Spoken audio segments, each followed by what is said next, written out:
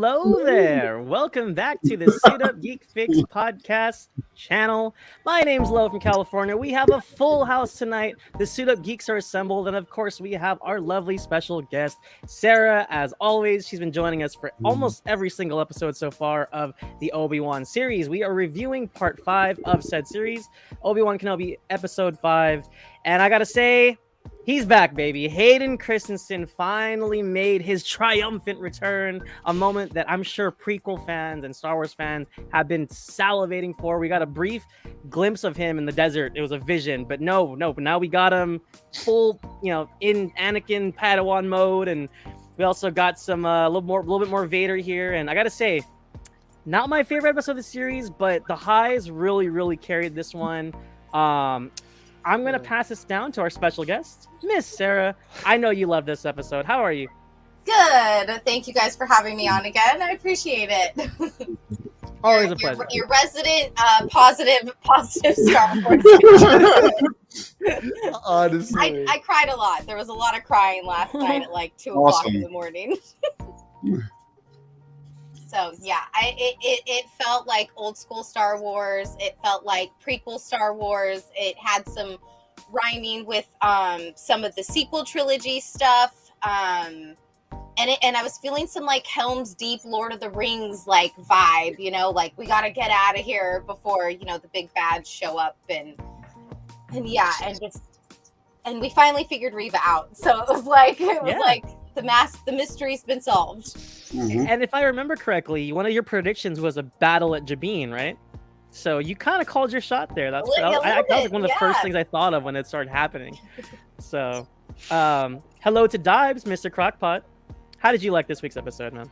Yeah, there's definitely negatives that we'll get into. The writing, there's some things, but like for me, like it's very, very clear that I just wish they made this a Darth Vader show. Like I think if the true highlights of this show is beginning, middle, and end Darth Vader. I thought he was terrific in this episode, part 5.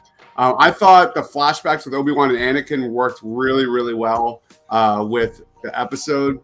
They framed kind of the flashback with the episode and the story, and it kind of matched the course of the training session as the episode went forward. I thought that was really, really well done. Like everything felt really natural with Obi-Wan remaining the master.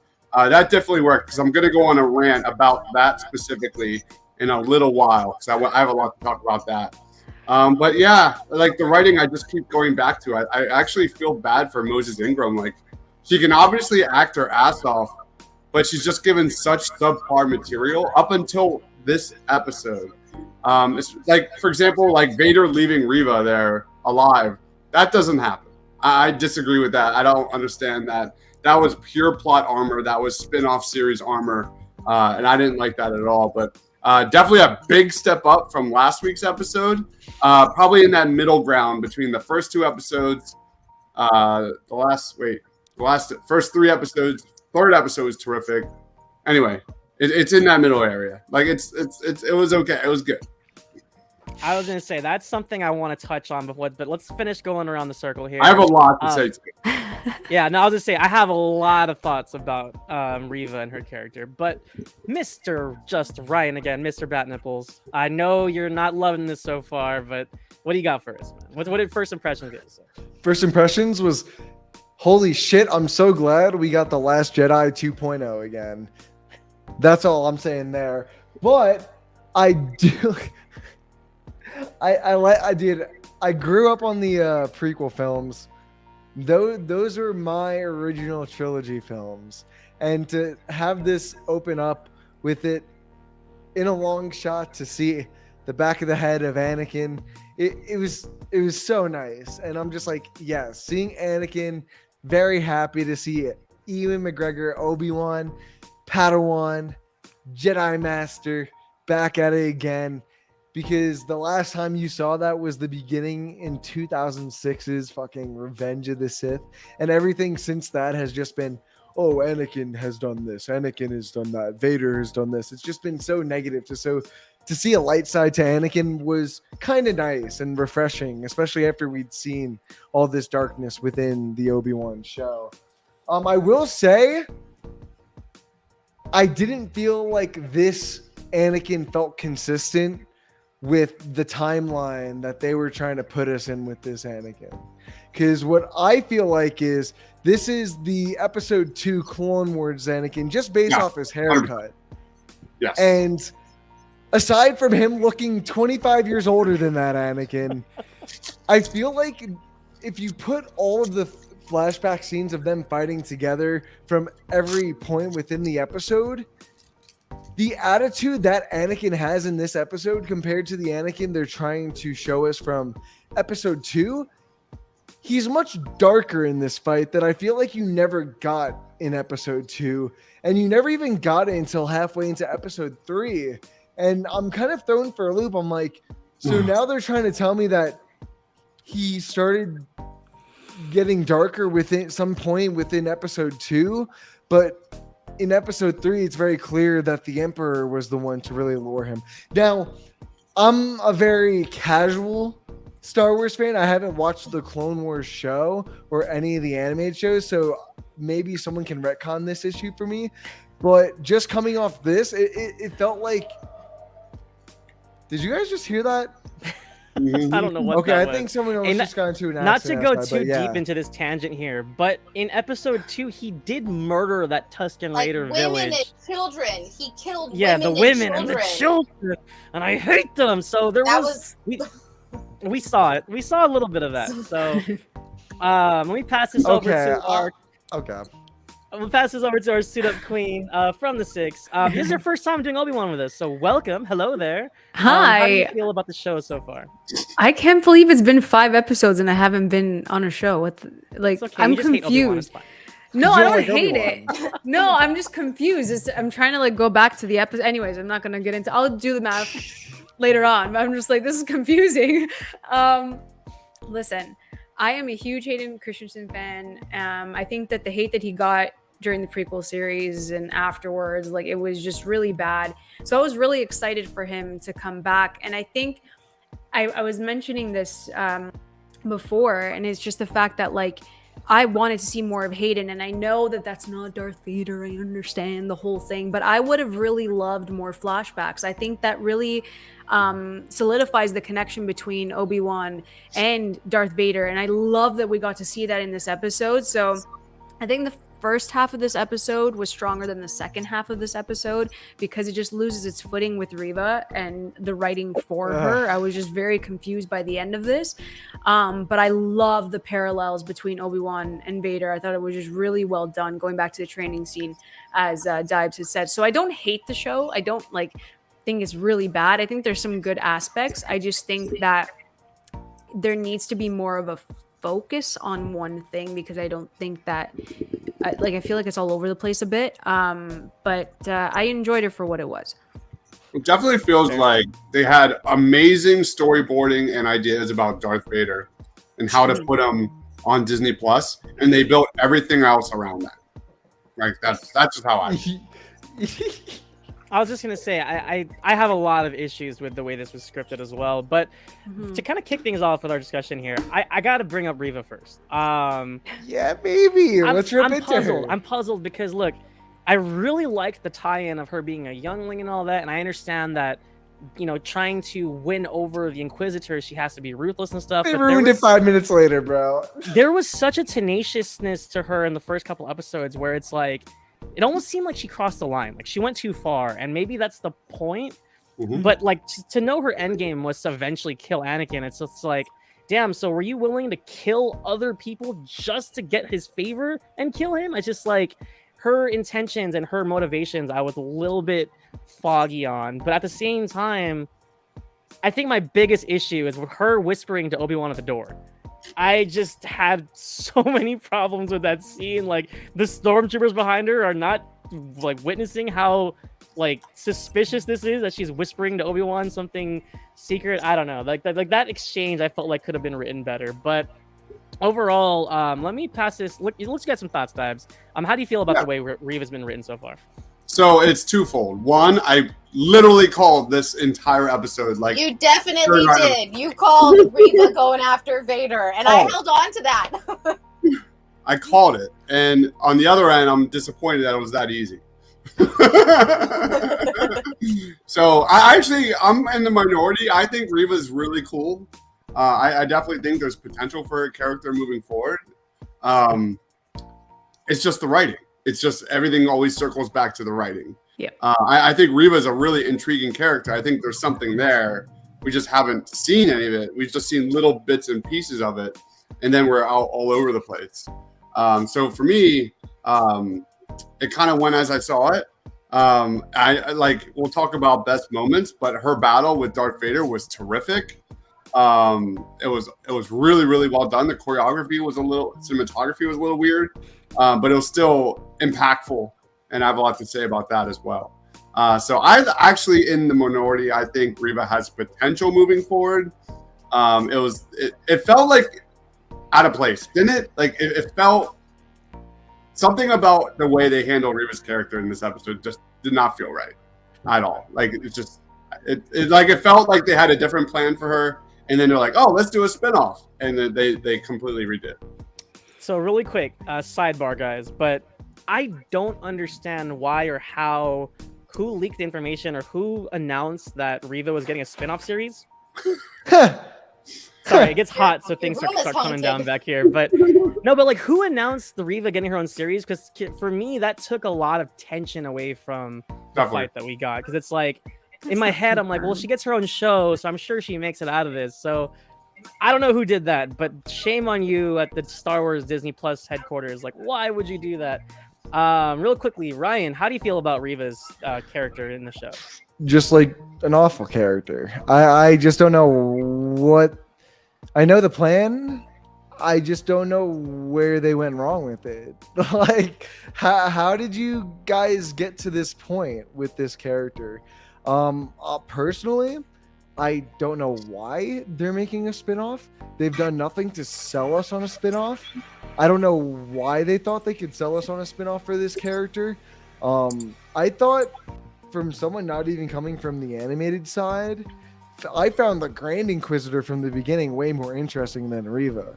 So to see them kind of kill him, knowing that he wasn't dead, and to see them bring him back 3 episodes later, I'm just like, you guys kind of just pulled us under the rug with this Riva character, and you just fumbled her storyline within 5 minutes of unraveling that she was one of the younglings.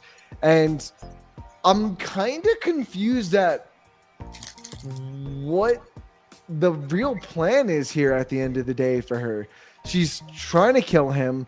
He stabs her in the stomach, which I don't know how everyone in the Star Wars universe can just survive getting stabbed in the stomach by a lightsaber at this point. Riva seems pretty normal to me, but like you said, Lo, she has plot armor, so she needs to survive. And it seems like by the end of the fight, she picks up the beacon.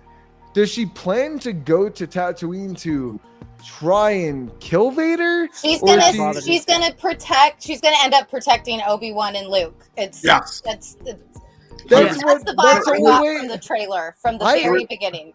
Her redemption story is coming. It's coming. Wait, there was a trailer for this?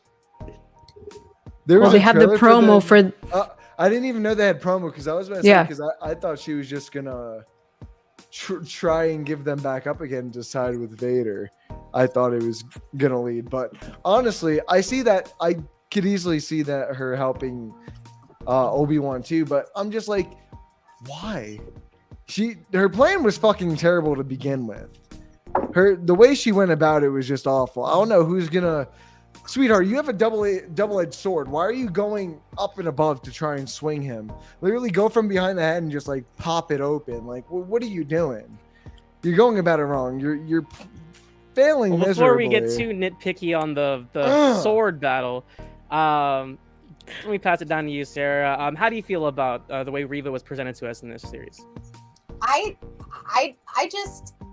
don't know what else anybody wants. Writing in Star Wars has always been a little bit wonky. George Lucas set that tone from the get-go, you've had awful Anakin dialogue that people blamed Hayden Christian for years, that like, he didn't write it, he's just acting it out. So it's like, at the end of the day, you just have actors that are trying to do the best job that they can and portray what's given them. And when you're doing 6 episodes, I'm sure between editing and cutting everything out, it's gonna get tight. And unfortunately, you're just gonna have to like use some like imagination when it comes to like filling things in. And like, I don't know, I just get a little defeated sometimes in this like fandom where it's like sometimes I just don't want to go on Twitter. Like I watched this episode last night at like 2:00 in the morning. It made me so happy. I cried, and it's like the things that I don't like about it, I can let go because I got to see Obi-Wan Kenobi and Hayden Christian and Anakin, fight, and then like you said, see it tie into this whole episode, how you're seeing this malevolence kind of in Anakin, this need to win, this hammering it down.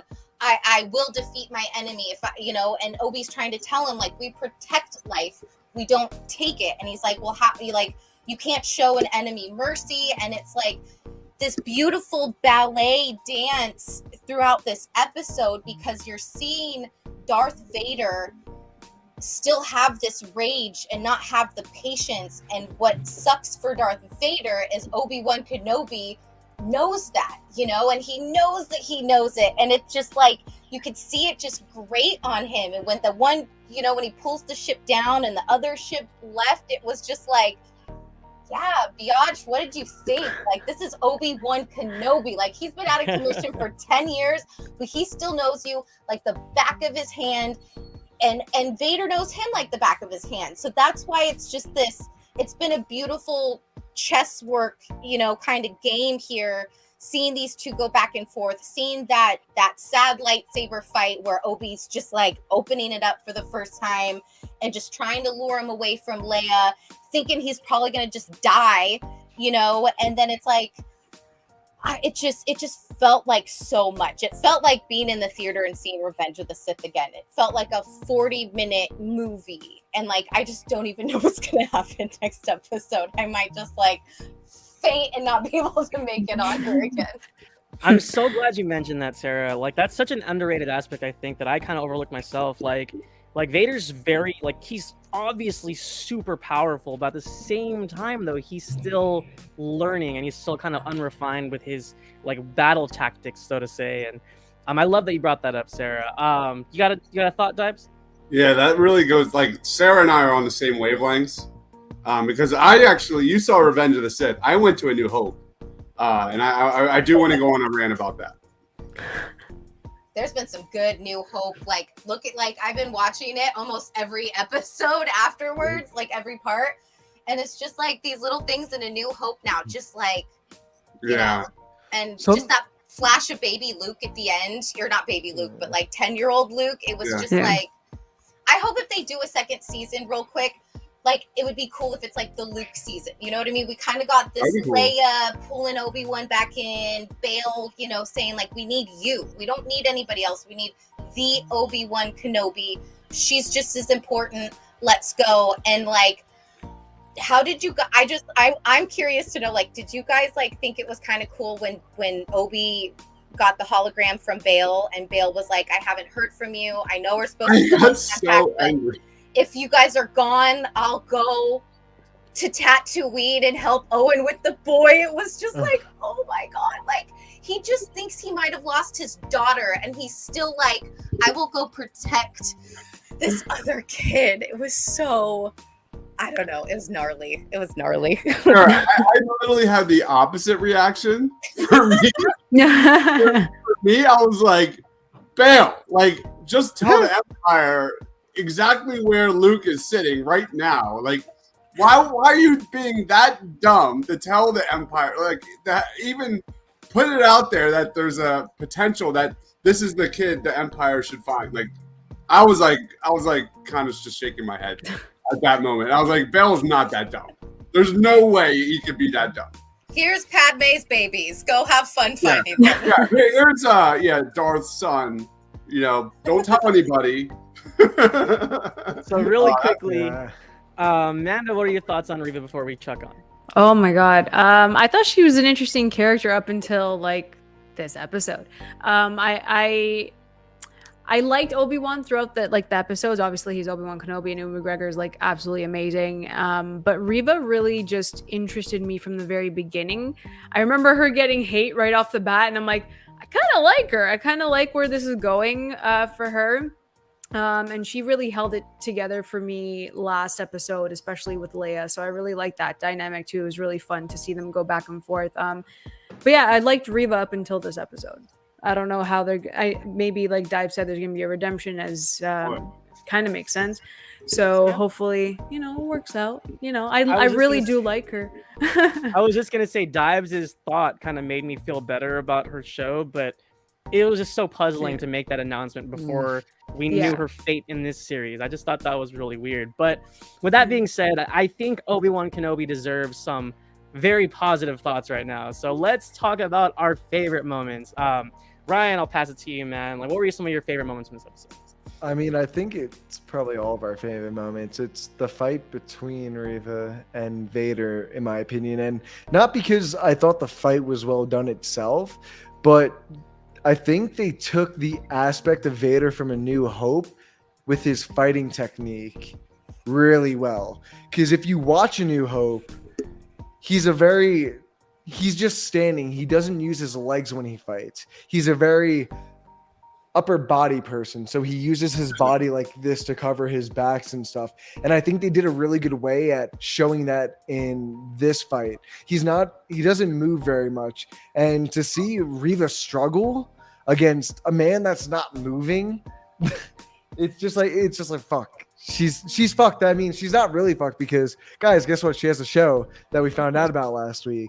But we want you to think she's fucked. Also with the other Grand Inquisitor, who, if you don't know about anything in the future canon, he's still alive too. That also got stabbed in the stomach. So if you get stabbed in the stomach, y'all, and you live in the Star Wars universe, you're fine. Believe me. If you get shot though, and falling. and falling. But if you get shot Qui-Gon in had the the same stomach, problem, but he's gone. yeah, well, that's because that was played by an A-list star. Come on, Loretto, get with the program. But if you get shot, you have to blow yourself up like Tala. So, But yeah, I mean, Tala. R.I.P. Love Tala. her. oh my god, I was so sad. That was I love so, May the before I force get be to that. with you. Oh, I so cried. Oh my god. So before we The get one into character that, I liked. I just want to mention about the fight. I think what I appreciated, Bri, it wasn't so much that he wasn't moving. It was just that he was so confident that he couldn't touch her. Like it almost looked like he was like force pushing her away with her lightsaber blows. Like he was using his hands and like not even like dodging it. He was like he was like blocking it with his hands and then moving it away. And it was just I mean, that's so why cool. he literally broke the saber in two. He literally gave her the other half because And just he's sitting there. dropped it, like- He's like, bro, doing this is just like, it's not doing anything for him or her. It's just not even fair in either one of their eyes. So, and to compare it to the fight of he needs to win, that's the wrap up that I liked in it. That's the wrap up that I liked. when he turned around on her, that like slow, again, to go back to that Michael Myers and Jason Voorhees, just that slow, like, you know, and you know that he knew, you know, it's like, you know, he knew that she was coming up behind him.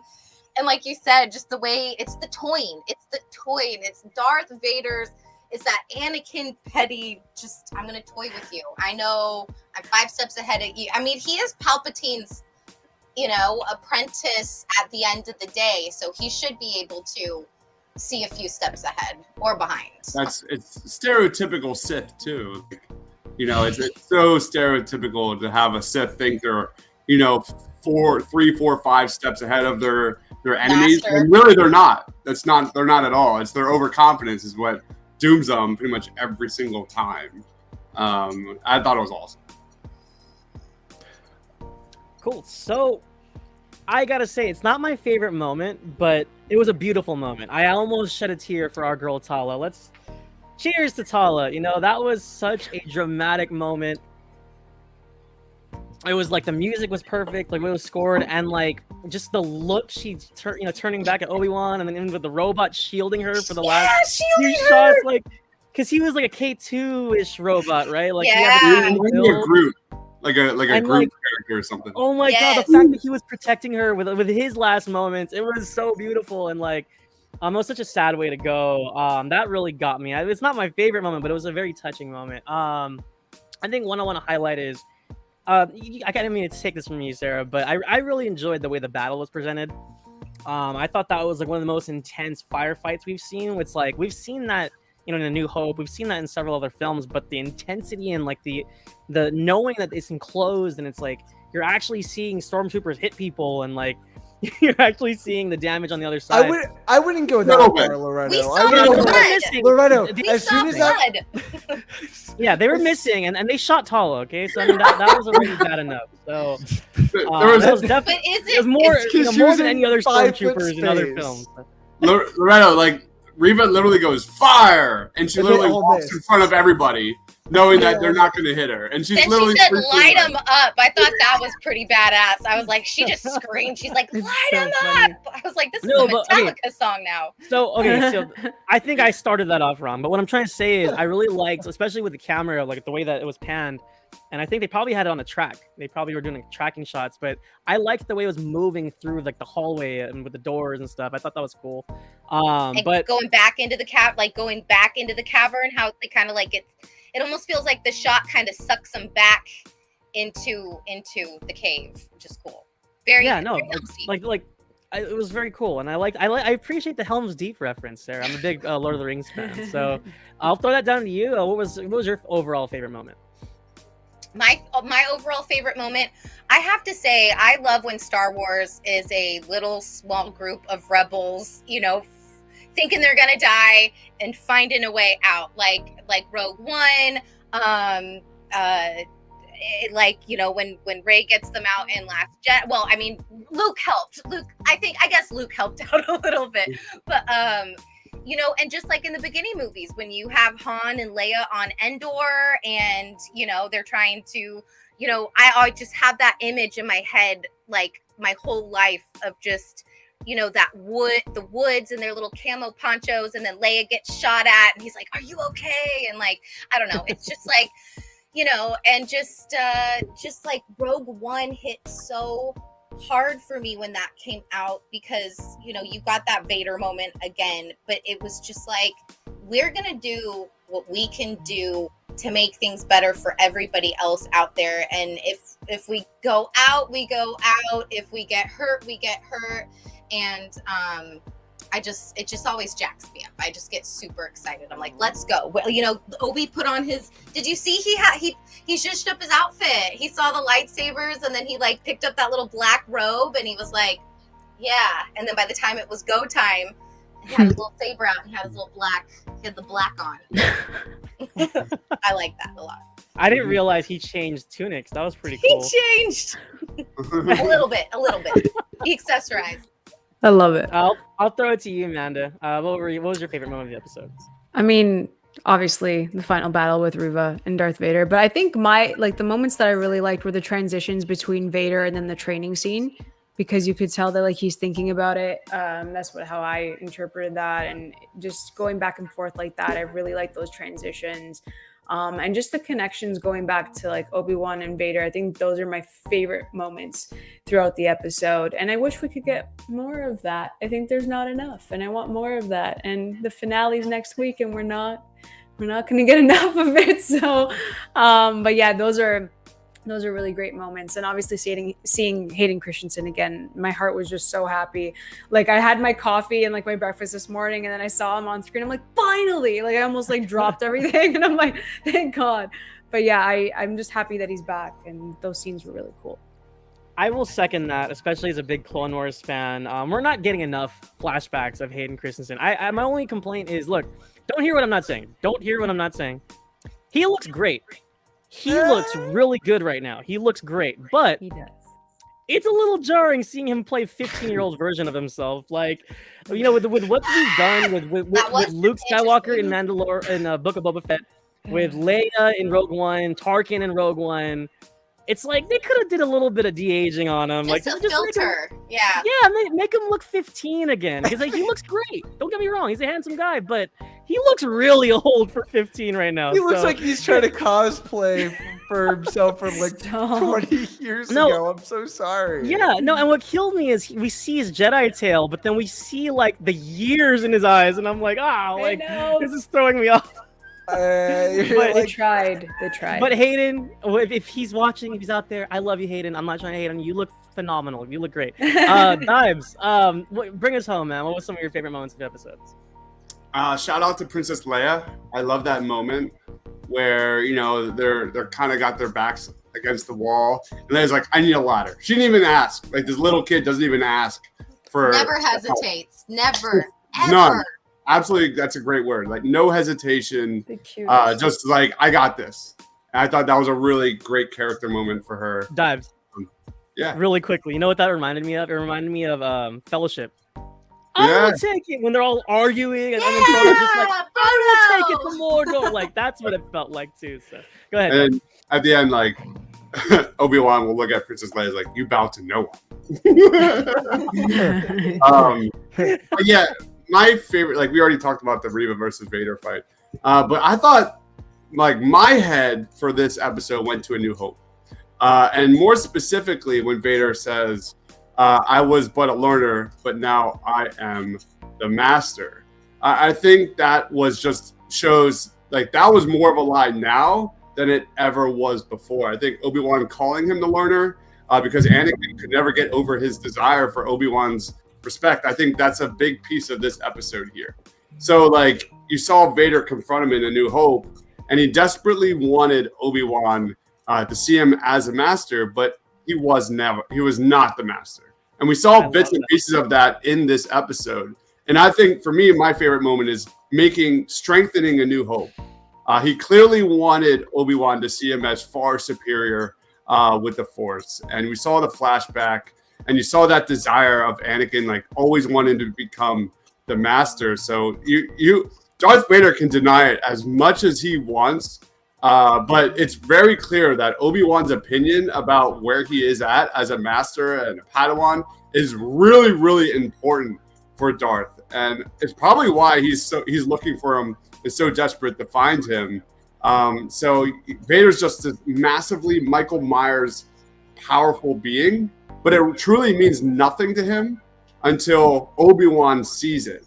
Or until Obi-Wan, he beats Obi-Wan. And I thought that was a really cool moment of this episode. You saw like Vader's desperation just get stronger and stronger. And I thought that training sequence, and people might not see it that way, but that's how I saw it. And I thought it was outstanding. Can I say, Dives? I think Dave Filoni would shake your hand right now, man. I love that you tied those two things together, and that actually makes me appreciate this episode even more than I did earlier. So, let's go right into where we are going. We got one part left. It's funny. I want to say episode, but it's part 4, part 3, part 5. We are about to hit part 6. It is the series finale. Or season finale, I guess they are doing another one. Someone fact check me on that? They haven't said anything yet. Okay. Yeah. So for us, all we know, this is the series finale for Obi, and I'm gonna throw it right back to you, Dives. You're the theories king, man. What is going to happen next week? Obviously, you're gonna get the fight. That's not a prediction. That's gonna happen. That's confirmed. Deebs, yeah, but Darth Riva getting that message, seeing that message was a complete death sentence. For me, I think I like Sarah's thought that she's going to come to Tatooine and either save the day, rescue Obi-Wan in a bad spot,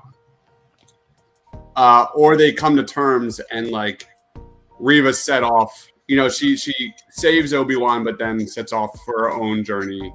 And things like that. I think that's a pretty solid bet. I don't think she's going to die unless the spinoff is a prequel. That's very much possible. But for me, I think it's pretty much confirmed that Obi-Wan's going to get the upper hand in this part 6 somehow. That's where I'm at. All right, and let's open up the floor. Anyone can just jump in. Like any predictions, anything they want to happen that they think might happen. Where do we think we're going? I say we kill Riva. I say No. just end it, bro. But also that would just lead to another Andor situation, which is even worse in that case. So it's a lose-lose there. That's what I gotta say in that aspect. Amanda, please do talk. I'm sorry for interrupting you before. It's okay. I want a Hayden Christensen show. I just want it for him. I want more Anakin. No, I do. Christensen show. The Hayden I Christensen would show. love for more Anakin. Honestly, It's just him dressed up as Darth Vader on his own talk show. And it's just a bunch of people. That'd be so funny. It's just behind the scenes stories. It's just him and Palpatine. He's like, well, yeah, I turned you to the dark side. He's like, well, I threw you down a fucking God knows how far down that throw was in episode 6. But we all know he didn't. Do you guys think we'll get, like, I don't know, and I hate to be like a closing shot like predictor, but do you think we're gonna get some kind of imagery of Palpatine at some point? I fucking because he's got to be Vader has got to be pissing Palpatine off right now. It's Parkin. I think it's Parkin. I'm shocked they haven't mentioned Palpatine as much as they haven't shown it or haven't shown him at all. I personally, the Rise of Skywalker left a little bit of a sour taste with Palpatine in my mouth. I wouldn't be against it, but I don't want him to have a major role. I'd rather have like what you're saying, Sarah. Like a flash. Have him be in a flash or like some type of commanding officer way to show that Vader still isn't the higher power, and he never was until the end of episode 6. And he never has been. Not with Obi, not with Palpatine. Nope. He's like you said, like he doesn't get to be a master. And that's the thing too. He always thinks he will always become that, and I feel like that's always been the good strong suit of having Palpatine. And I think Palpatine can still work in the live action aspect just in this way. I don't think he can really work in the films with having a bigger role. I think he really only works with having Vader around and showing how he helps build Vader into the Vader we know in the original trilogy. And who knows, him and Vader might have a confrontation that we might not have even known about before episode 4 that helped build up to the turn in episode 6 that Luke helped or brought out within him by the end of that movie. So I think the showrunners actually have this show planned out for 8 or 9 seasons. I don't want to say that, but they have it planned out up until when episode 4 starts for Obi-Wan the character. So I don't know if that really means they'll do 8 seasons or 9 seasons, or if they'll do like 4 seasons low. So I'm really curious to know if this is the series finale, because I'll be honest, I'm really fine with this being the series finale. Have Obi-Wan still kind of show Vader that he is the Jedi Master to his Padawan always, regardless if he loses later on in life, and have that kind of be it until he loses later on. But yeah, I can see it going either way. I think that's such an important emphasis. Like, you're a Sith, you're going to lose. Like, there's no winning. There's no winning when you're a Sith. And the sequel trilogy only proved that even more too. Like, you're a Sith, your ego is your biggest downfall. You thinking you're the best out there will always be the reason why you lose. So I'm really curious. I'm really curious how Obi-Wan confronts Riva. Now that Obi-Wan knows that Riva knows. But do you think he will? That's my biggest thing, because correct me if I'm wrong on this instance, is by the time you pick up with Luke in episode 4, no one's had any connection with Luke. Not talking about Owen, but with Luke. Luke doesn't know about any of this. So I can't imagine from the last frame of this episode anyone doing anything with Luke physically. She might have something to do behind the scenes, but other than Owen interacting with Luke, I can't imagine any other character interacting. So that's where my head's out as well. I love how you brought up Owen. I definitely think it's possible that Riva, like she's humiliated. As a Sith, that's like the worst thing ever. Like she has no power. She's humiliated. Yeah. Maybe her path back to power is finding Luke and finding out what's going on. And my head always goes back to Rebels, and that's my favorite show of all time. And the scene in episode Twin Sons when Maul and Obi-Wan go at it, and Obi-Wan had no desire to fight Darth Maul, but then Darth Maul goes, "Who are you protecting? It's somebody," and Obi-Wan steps back and opens up the lightsaber. Like, if Obi-Wan has any sense that Riva knows about Luke, she's going down. And I think there will be a fight, but it might not be Obi-Wan that kills her. It could be Owen somehow with a blaster or something along those lines. Yeah. He said So- he kills vermin on his farm, Jedi included. So I don't know. She was It a might former turn into a Jedi. standoff. Oh, It might Lord. turn into like a standoff. You never know. Like I could picture that being the ending of the episode after Vader's gone off and they've had their big fight that they've promised us for the last year and a half now. Riva's finally shown up and she's this close to him, but Luke doesn't know that she's there. But what stands in the way of her is Obi-Wan, and maybe she beats Obi-Wan and gets him down to the ground, and Owen just comes in from the back and just claps her in the head, which is what I hope, because you guys just don't get Joel Edgerton to do fucking nothing in this show. Oh no, he's gonna I'm be. sorry. He's been sassy so far. Yeah, he was so sassy in that first episode. So sassy. Meanwhile, Luke's in the back drinking his blue milk. Like, what? Dude, Luke's The just wine chilling and this the milk. entire time. I gotta Luke's say, chilling Dabs, this I really entire liked time. your redemption thoughts, and I'm fingers crossed. Maybe she's not gonna be perfect, but I'd love to see like an Asajj Ventress like arc for her. Yeah. Asajj Ventress, like you said, Dibes, she failed numerous times, and then she eventually lost everyone, even the Sith, the close, her Night Sisters, and then Her she whole, lost favor her with whole Dooku. families, yeah. Yeah. And then at some point she had nobody again. And then she kind of went on her own way, just fending for herself. And I think Riva can follow a similar route. I think that would be really interesting. If they're really going to do a show with her, I think that would be a really interesting way to go. My problem. I like that. My problem is that muddiness of like Vader coming back to Tatooine and like being that close to Luke. Like, I don't know how much I'm okay with. That's what I'm saying. I'm like, you guys are touching so close to what was set up in the very first movie that I'm just like, come on, guys. You already have no tension in this show. The Grand Inquisitor you already killed off. We know he's coming back. Riva survived somehow. Oh wait, we don't know somehow. It's because we know she gets another show, so she gets the plot armor wherever the injury comes from. We know nothing's gonna happen to Leia, who's constantly in danger this entire show. We know nothing's gonna happen to Obi-Wan. We know nothing's gonna happen to Luke or Owen. We know nothing's gonna happen to Vader. And when you don't have any tension in just throughout any of the show, like Talia dying, sad, sure, but I don't feel like we got enough time for her to like truly get the effect that I feel like they wanted us to feel. Because they drew it out a little bit, and I'm like, oh man, this is a good moment, but this is a character we've only known for 2.5 episodes so far. So ultimately, I don't give a shit about her. And I think that's really my biggest gripe right now is there's nothing leading me to be like, oh, I can't wait to see this interaction, because every interaction just kind of ends the same for every single character. And when you have that, it's just like, why am I watching this? Just to see this in-between conflict for this next show that has nothing to do with this other show to connect to this other show. And I'm just, it bothers me, is what I'm. That's You kinda definitely hit the can be nail on the tiresome, head for there. sure. Yeah.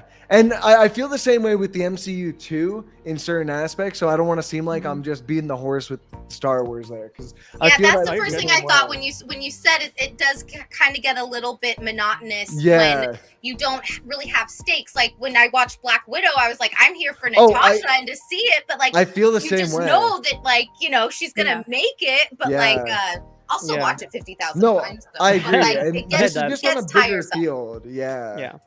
I definitely think there was a missed opportunity here, especially in episode 5, and I was expecting it, but it didn't happen.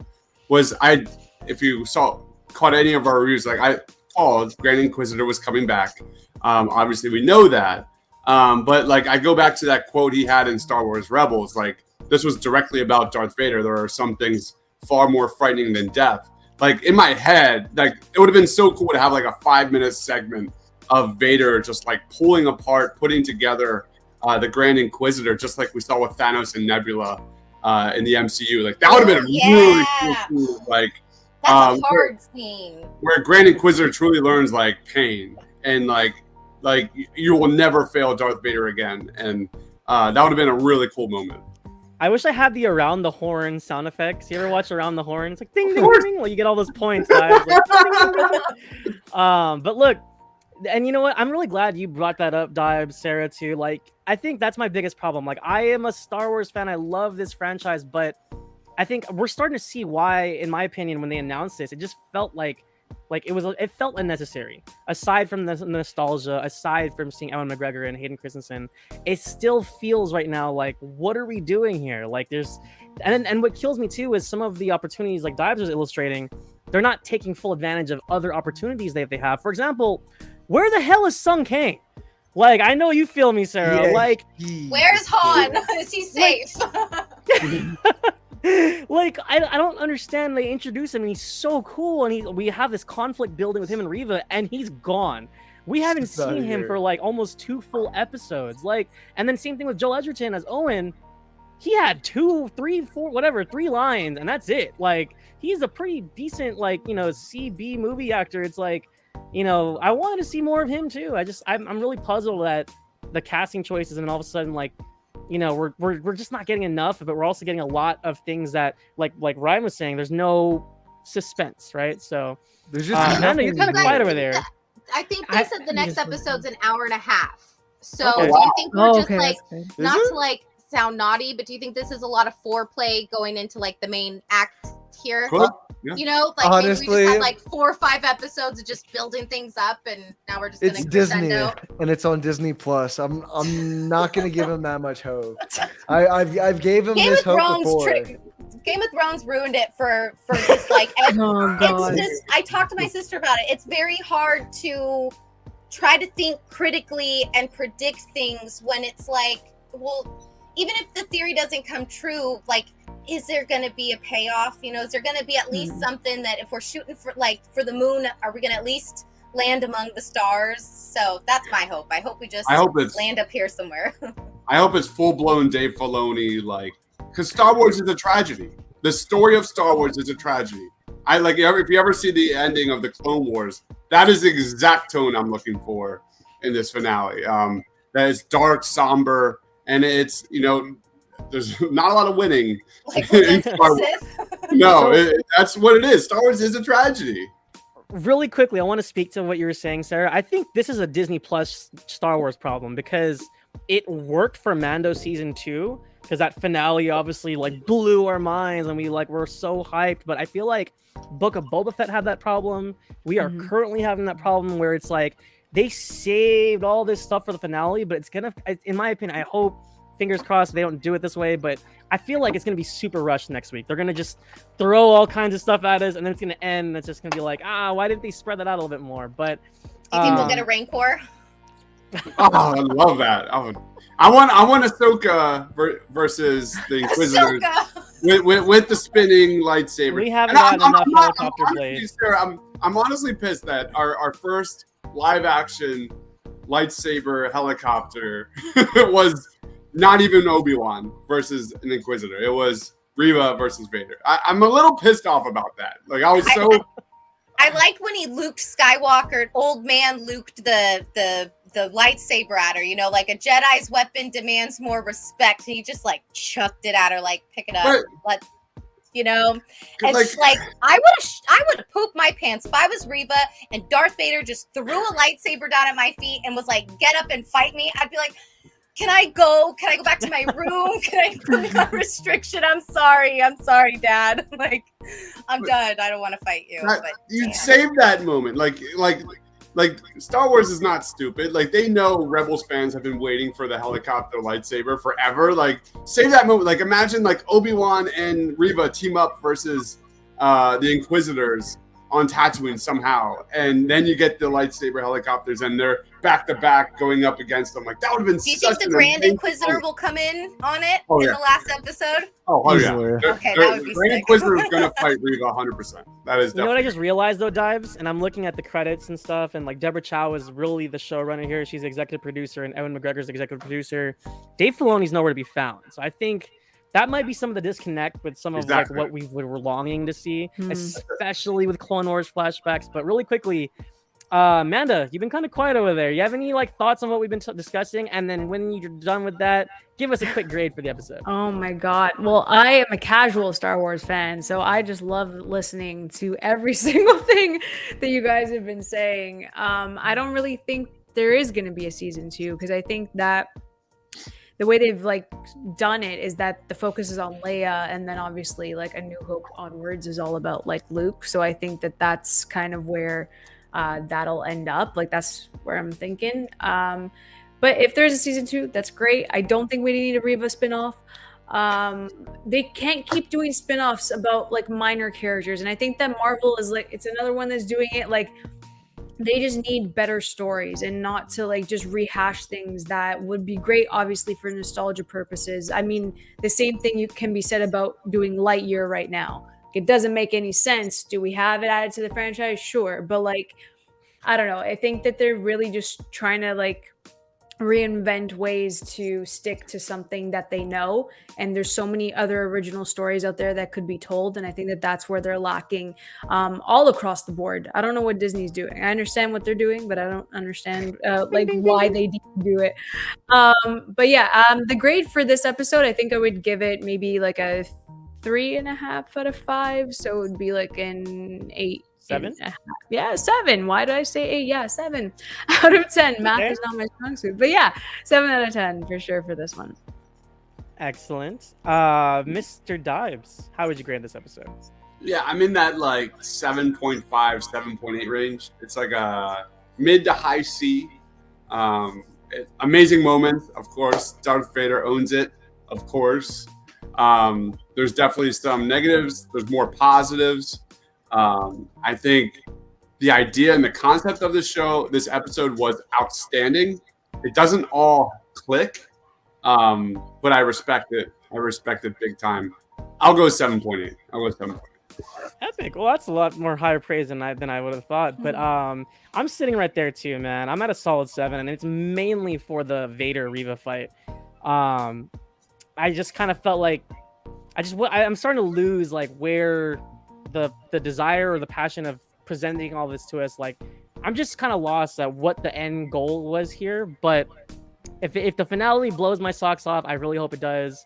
That might change my tune, but for now, that's a solid 7 for me. What about you, Rai? Yeah, solid 7. This show just feels pretty inconsequential at the end of the day. It's really just a walk down memory lane. That's what they should have renamed this to. It's great seeing a lot of these characters that I grew up with coming back and to see how it connects. But this just feels like a chore watch. There's really nothing here for someone to enjoy other than getting more knowledge for future projects. And ultimately, that's where I'm kind of stuck. You get these cool, intricate moments in each episode, but there are a few minutes in each episode, and the show's fine. It's whatever. I don't have faith in the finale. It's great seeing Christensen back, even though he does look like he's been cosplaying recently. Ewan McGregor's fucking fantastic as Obi-Wan. That will never not be a great thing. But man, Riva, that character, just writing-wise, up a cliff and just fell off that cliff massively. And really just sitting here with the sense of why are we getting a show based on this character? I don't care about her. I don't care for her. I don't care about her story. They got me somewhat in some aspect to care, but then they kind of just threw that out the window by the end of the same exact episode 10 minutes later. And I'm just sitting here wondering, like, what happened to the original script? What happened to the original concept of this show before this came out of this system? Because I'm not saying it would have been better, but it couldn't have been less original than this, I feel. So that's how I feel about what we've gotten so far. All right, Sarah, bring us home. What was your grade for the episode? You know me, I'm gonna give this one a 9. I just I don't know. I like how we saw that even though Obi-Wan was clearly scared in those flashbacks when he was seeing that hardness and darkness of Anakin come out, when they wrap that flashback sequence up and he you know, and after Anakin, you know, so proudly says, I have your weapon now, like, we might as well stop fighting. And then you see at the very end, Obi be like, well, no, not really. And then takes Anakin's saber and is like, you know, to drive it home, you're still a Padawan. But he doesn't say it unkindly. He says it with a smile and with those, like, big old eyes. And he just looks at Anakin, you know, like, you still have much to learn. And even Anakin in that moment, as much as, like, you know, he probably wants to be like, well, F you know what I mean? You're not my real dad, and stomp away. You know, he kind of looks back at Obi and just is sort of like, you know, it's almost as if he, I don't know, processed the lesson. Maybe I don't think he took it with him when he went anywhere, but like, just like Obi-Wan has always had this inherent kindness, and like, you know, as much as I love the dark side stuff, you know, I don't know, seeing him just, that's why he's Obi-Wan Kenobi. That's why everybody likes him. That's why people trust him. That's why he exudes so much hope. And damn, Ewan McGregor. Yeah, like Ryan said, Ewan McGregor, like, for life, dude. And even Alec Guinness, like, oh my gosh, like, again, watching A New Hope, and even when he's the Force Ghost in the other movies, it's just like, he's just a joy. And it's just such a, you know, if anything, it's just a joy getting more Obi-Wan Kenobi, because none of these people had to do this. Like, Ewan McGregor didn't have to do this. He didn't have to do this.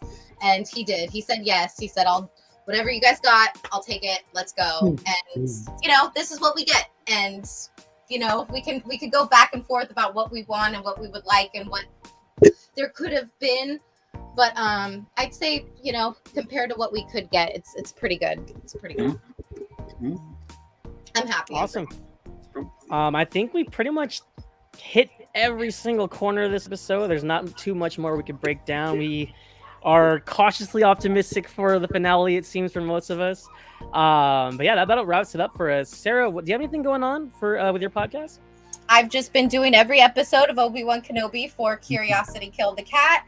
And then going to be getting into some fantasy stuff like Ever After, which like we talked about on the romantic comedy thing that we did a few months ago. And just Willow, just getting prepped for Lord of the Rings, Game of Thrones, and Willow. So there's a lot of fantasy shows coming out this year in 2022. And I'm just trying to sink into that nice little bubble. So yeah.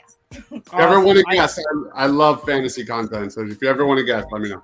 Perfect. I was gonna say somewhere Christian's squealing right now, but as always, we appreciate you, Sarah. Thank you very much for having me. To our reviews. Thank you so much for being here, Amanda. Anything new with Canon Cinema?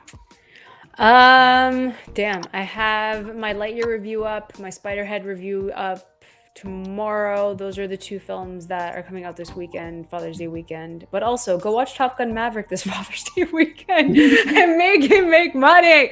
Oh my God, do it. I'm just gonna promote it now because they're promoting it, so I'm just happy about that. Did Tom Cruise pay you? I wish, honest to God. But yeah, I have Spiderhead and Lightyear, 2 very different movies. But yeah, go check those out. CandidCinema.com. Yes.